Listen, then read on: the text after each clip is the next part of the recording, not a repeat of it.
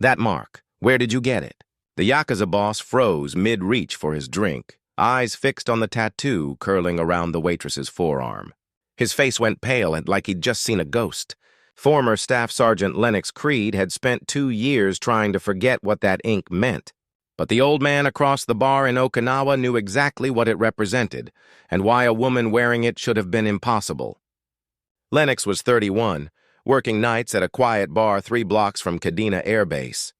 She'd been out of the Army for 8 months, living quietly on a work visa, pouring whiskey for airmen and Marines who never asked questions.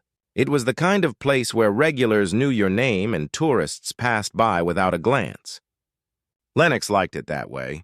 She'd left Fort Liberty with an honorable discharge, a bronze star she never wore, and a plan to vanish into a place where no one knew her past.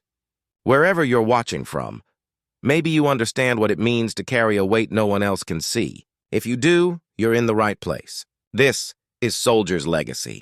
That night, Lennox wiped down the counter and tried not to think about the dragon coiled around her right forearm, the one she always kept hidden beneath long sleeves, even in Okinawa's heat. The tattoo was Irizumi, traditional hand-poked Japanese ink, done in a back room in Osaka 8 years ago. Most people thought it was just art, but the man who had just walked in knew better. Lennox had grown up in San Diego, the daughter of a Navy cryptologist who spent 15 years stationed across the Pacific. He taught her Japanese before she learned algebra. By 16, she could navigate Tokyo on her own. When her mother died, her father raised her alone, teaching her that language was power and that understanding people meant hearing what they didn't say.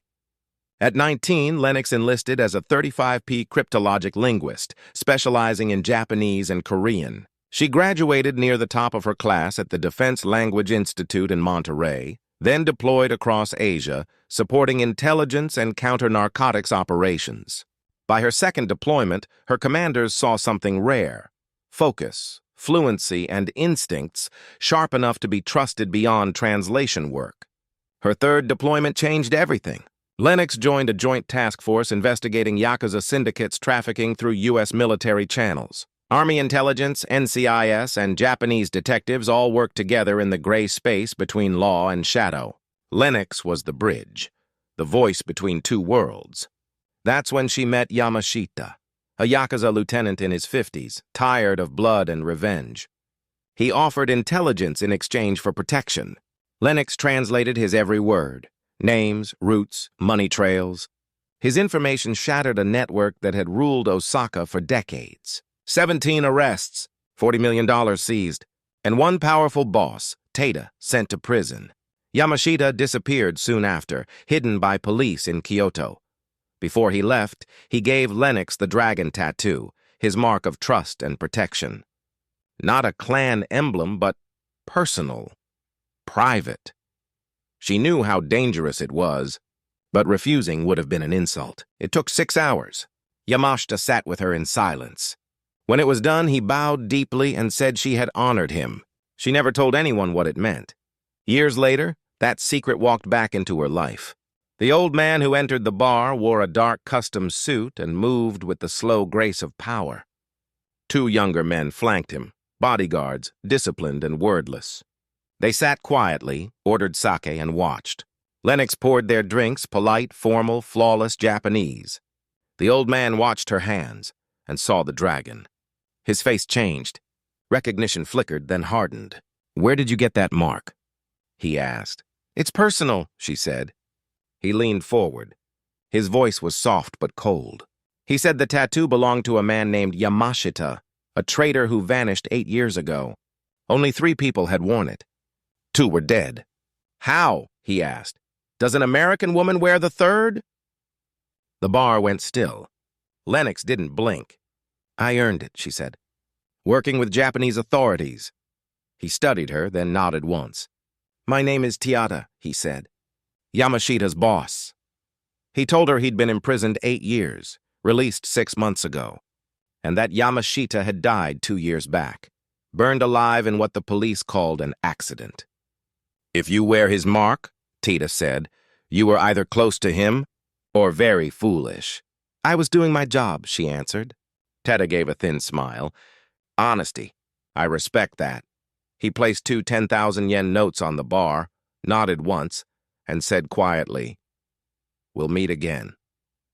Then he left, and the silence that followed felt heavier than any threat. That night, Lennox closed early. She sat in the back room staring at her phone, debating whether to call anyone from her old life. But Tita hadn't threatened her. He didn't have to. That was how power worked in his world. You made yourself known, and let others imagine the consequences. 2 days later, one of his men appeared at her door, silent, holding a small envelope. Inside, a handwritten letter in formal Japanese. "Meet me tomorrow," it read. "I have questions, not threats. You will be safe." It bore Tiada's hanko, a crimson seal of authority. The next day, Lennox went. The tea house in Naha was serene. Gravel paths, moss stones, the soft trickle of water. Tiada arrived exactly on time, alone. He poured her tea first, then his own, in perfect ceremony. He began by confirming everything: her identity, her record, her part in the task force. He said he'd read the transcripts, understood she'd only been doing her duty. Then he spoke of Yamashita, how they'd grown up together, how his betrayal had cut deeper than any wound. But prison had changed him. He'd learned that Yamashita acted out of conscience, not greed. The fire in Kyoto, Tiada said, was no accident. Revenge, ordered by men who thought they were restoring honor. I made sure they were removed. He didn't explain. Lennox didn't ask. Then, to her surprise, Tiada said this: "I don't blame you. The dragon you wear. It's proof that loyalty can live even in betrayal. Yamashita chose well. He told her she could live freely, that his word would protect her. The debt is settled," he said. "Not because you owe me, but because I choose to end it." Lennox asked him why. Teda smiled faintly. "In prison I lost everything: the power, family, name. Fear kept my men loyal, not respect. Yamashita was the only one who ever told me the truth. You remind me of him." He stood, bowed deeply, and walked away. Lennox sat for a long time after he left. She had expected a threat. Instead, she'd been given closure. Tita kept his word. No one from his world ever came again. After that day, she stopped hiding the tattoo. She wore it proudly, a reminder of trust, betrayal, and the strange honor found in the gray between law and loyalty. 2 years later, she left Okinawa for Seattle. A quiet job, a quiet life. She kept Tata's letter tucked in a drawer, and the dragon on her arm as proof that not all debts are paid in blood. When people asked about it, she'd smile and say, "It's for someone I respected." She never said more. And she never needed to. The people who understood didn't need an explanation. This story isn't about revenge. It's about loyalty, and the marks we carry long after the battle's end. You're watching Soldier's Legacy, stories of courage, honor, and the unseen wars within. Subscribe for more true and untold military stories that live beyond the uniform.